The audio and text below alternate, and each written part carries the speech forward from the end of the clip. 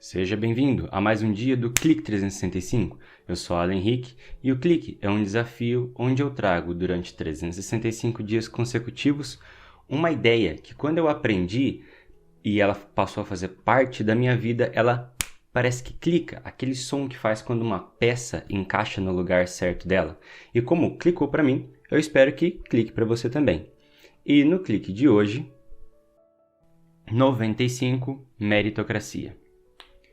Pois, a meritocracia seria uma organização da sociedade de forma a dar o cargo de funções na sociedade para as pessoas que possuem um mérito naquilo. No caso, a pessoa que melhor desempenhasse um papel fazendo cálculos para que os prédios não caiam, um engenheiro no caso, ele deveria ter a posição mais importante na sociedade. Existem muitas pessoas que defendem o lado da meritocracia, e eu não quero dizer que ela não funciona. Eu quero dizer que as pessoas que tanto criticam e quanto defendem a meritocracia não levam em consideração uma coisa. Vamos por partes. Primeiro, o que é o contrário da meritocracia, que é aquele que tem mérito, sobe. O contrário da meritocracia, quem tem mérito sobe, mais visível hoje, pode ser dois. A indicação pessoal, a proximidade pessoal e não vinculada à competência da pessoa, ou a igualdade.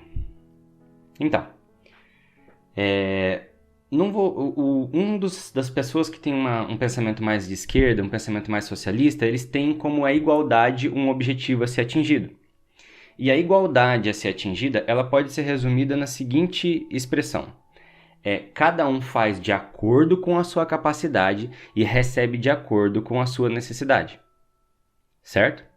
E a maioria das pessoas que tem esse pensamento criticam a meritocracia dizendo o seguinte: para que haja o mérito, precisa que alguém na sociedade saiba dizer se aquela pessoa tem ou não o mérito para poder realizar aquele papel.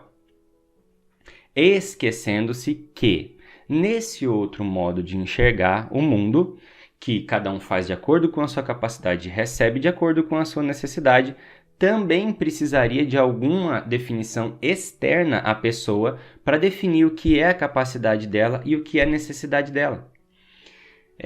Antes de existir o pensamento revolucionário, depois da Revolução Francesa, e antes mesmo de existir Karl Marx, que foi quem estabeleceu as regras do pensamento socialista, do pensamento comunista, o livro que ele escreveu é o Manifesto do Partido Comunista, né? Em que essa igualdade foi defendida sobre a questão de fazer de acordo com as capacidades, que é um resumo bem grosseiro da ideia como um todo, e receber de acordo com as suas necessidades. Eles tentaram fazer isso nas colônias, nas 13 colônias americanas aqui. Não funfou, não foi para frente. Fizeram um teste de fazer o seguinte: deixa um silo grandão, isso foi mais ou menos entre 1500 e depois de 1600, entre 1500 e 1650. Revolução Francesa já foi 1700 e tralalá, perto de 1800 já também. Ou perto de 1900. Posso estar confundido nas datas, mas no século XIX também, entre 1800 e 1900, foi quando Karl Marx escreveu o Manifesto do Partido Comunista. Pois, eles tentaram fazer isso na prática, eles praticaram isso, não funcionou. Colocaram um silo grandão, onde a Inglaterra mandou para os Estados Unidos reservas de grãos e fizeram o seguinte: todo mundo trabalha até onde aguentar, o máximo que puder. Vai lá, pega o que precisa e depois repõe. Mas não prestou em nenhuma colônia, em nenhum condado. Nos Estados Unidos eles ainda usam a palavra condado, que é a propriedade de um conde. Não prestou em nenhum condado, porque eles tentaram fazer isso funcionar sem que houvesse um conde presente, que é o modelo feudalista. Isso se você lembra na história, bem, agora eu não consigo explicar rapidão aqui não. Feudalismo seria isso, ter um conde que governa o que as pessoas têm que fazer e comanda aquela terra. Então, sem uma pessoa ali comandando, quem ia dizer se a pessoa trabalhou o suficiente ou não? Quem estava contabilizando se a pessoa estava devolvendo o tanto que ela estava pegando? O cara que trabalhava 12 horas por dia na lavoura e o outro trabalhava só 3, eles tinham que comer igual porque era a necessidade deles? Então, viu o problema? Agora, quando você faz para a pessoa receber de acordo com a necessidade, mas fazer de acordo com a capacidade, a coisa inverte muito fácil. Como que é? Todo mundo tenta receber o máximo possível, fazendo o mínimo que seja necessário. Eles perceberam que isso não funcionou, daí eles pensaram, vamos usar a propriedade privada. Como eles fizeram a propriedade privada? Deram um pedacinho de terra para cada um e falaram, cada um só vai comer o que produzir no seu próprio pedaço de terra. Mas aí a água bateu na bunda, e aquele que ficava sem fazer nada, ele percebeu que ele precisaria cuidar da terra de fato. Então, cada um faz de acordo com o que acha necessário para atingir as suas necessidades. Na hora que o fazer deixou de ficar vinculado às capacidades e receber de acordo com as necessidades, e o fazer ficou vinculado a suprir as suas necessidades, a coisa apertou e acredita que o negócio funcionou? Funcionou que uma beleza. Cada um cultivou uma coisa diferente. Deixaram o silo lá para poder manter essa pessoa essas pessoas até que as suas terras começassem a produzir alguma coisa, e cada um produziu coisas diferentes. Um criou gado, outro criou porco, outro criou galinha, outro plantou milho, outro plantou trigo, e foram plantando coisas diferentes. Para comemorar o sucesso desse novo modelo, cada um fez um prato e levou as coisas que produziu na sua própria terra. E eles se reuniram em um lugar central, levando as coisas, a comida que cada um tinha produzido na sua própria terra. Assim nasceu o Dia de Ação de Graças. Viu que interessante? Pois, eu acho que a meritocracia funciona? Não. A meritocracia não funciona 100%, assim como também a igualdade por fazer de acordo com a necessidade e fazer de acordo com a capacidade e receber de acordo com a necessidade também não funciona. Por que a meritocracia não funciona?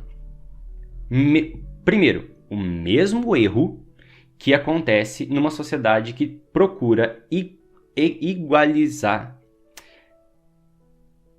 É igualizar que fala, gente do céu? Para deixar igual. Igualar, olha só a palavra fugindo, que procura igualar as pessoas, mas as pessoas são naturalmente diferentes. E um dos erros que existe em ambos também é assim. Se uma pessoa tem uma extrema competência, mas é desconhecido, e tem uma pessoa que consegue dar conta do serviço, talvez não tão igual, não tão bem feito igual a outra pessoa, mas ele é conhecido da pessoa que está empregando, é muito mais fácil e é muito mais seguro, pela própria experiência, você dar o emprego para a pessoa que é mais conhecida. Então isso cria duas necessidades. A competência de fazer bem feito a coisa que tem que ser feita e a competência de demonstrar para as pessoas que você sabe fazer aquilo e crescer na carreira. A competência para fazer a coisa é uma técnica e a competência para subir na carreira é outra. Por isso, as pessoas se dividem de um lado para outro. O ideal seria que todo mundo tivesse a mesma competência nos fazer bem feita a coisa e saber ser reconhecido porque sabe fazer bem feita aquela coisa.